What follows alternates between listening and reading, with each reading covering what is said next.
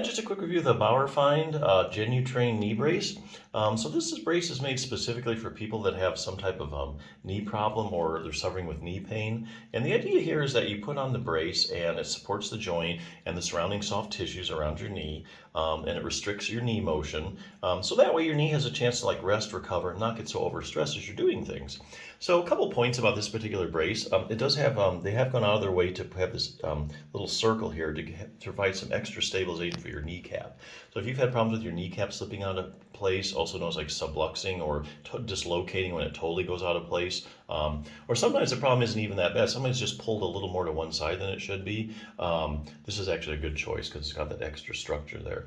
The other thing I like about this brace is that it does have these rigid stays on the side, so that gives you a little extra support, control that side-to-side motion. Anyway, other things you can do for your knee, just as an example, getting this from Bulletproof Your Knee, just make sure you're strengthening your quadriceps muscle, okay? Now your quad muscle is a big muscle on the top of your leg, and it's a big stabilizer of your knee. It provides really a lot of knee stability. And so they're finding that when you have various problems with your knee, actually just about any problem you can name that you have with your knee, I can probably show you a study showing you that you probably have a problem with your quadriceps muscle as well, meaning that it either is smaller than normal when they look at it on cross-sectional area on CT scans, or it's mainly, a lot of people are looking at the strength of it, finding it's just not as strong, decreased strength in it.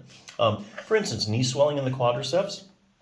This is interesting. Even if you have as little as 20 millimeters of fluid in your knee, that's just over a tablespoon. It's enough to decrease the strength of your quad muscle. So if you have like chronic swelling, you probably have a lot of quad weakness that you don't know about.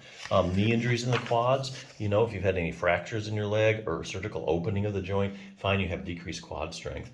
Ligament problems in the quadriceps. Anterior cruciate ligament, also known as the ACL, posterior cruciate ligament. So this is you have a tear or a rupture of it, they find you have quad weakness. Medial collateral ligament. Knee pain in the quadriceps, chronic knee pain, that's enough to actually make the strength of your quadriceps a lot less. Knee arthritis in the quadriceps, that's interesting. So a lot of studies out there showing that if you have knee arthritis, you have decreased quad strength.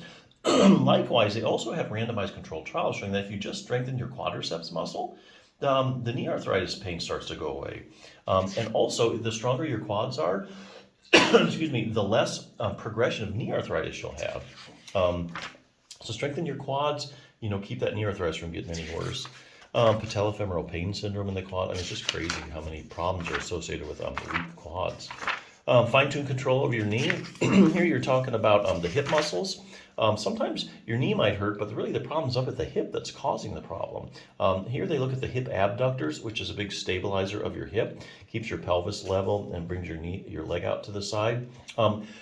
Classic case is iliotibial band syndrome. So there's actually studies where they take people with iliotibial band syndrome and they look at the strength of their abductors and find it's really weak. And likewise, if they take randomized controlled trials where, that's where you take a group of people with iliotibial band syndrome, half you randomly assign to abductor strengthening, the other half no abductor strengthening. And they find that when they strengthen their abductors, the iliotibial band syndrome goes away. This is kind of crazy. Anyway, optimize knee flexibility. We all know you need to keep your knee flexible.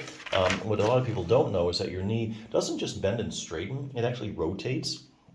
So about the last 15 degrees of extension that you straightening your leg, it actually rotates laterally or out to the side. So here's a little test to see if you have that accessory motion, which you're going to need for a fully functioning knee. And lastly, dynamic knee stability.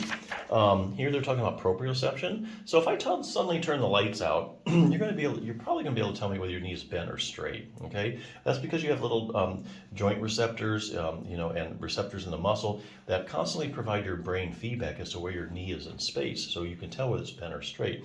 What they're finding now with research is that if you take people with knee problems, the proprioception isn't as good as it should be, which could cause you problems like reaction times. Like say you stepped off a curb that you weren't, expecting, that kind of thing. You need your knee to react right away because you got to know where your knee is. So yeah, lots of interesting stuff there. But anyway, nothing's as quick as putting on like a knee brace. Gives you that more or less instant pain decrease because it, supports your knee and kind of takes a load off of it. So, Bauerfeind is a really good brand. It's more expensive than most braces, but all the products I've had from them are really top quality. I mean, this is literally a case where you get what you pay for. So, you might pay more. This is going to last longer and hold up and just do exactly what it says. So, yep, great brace. Check it out.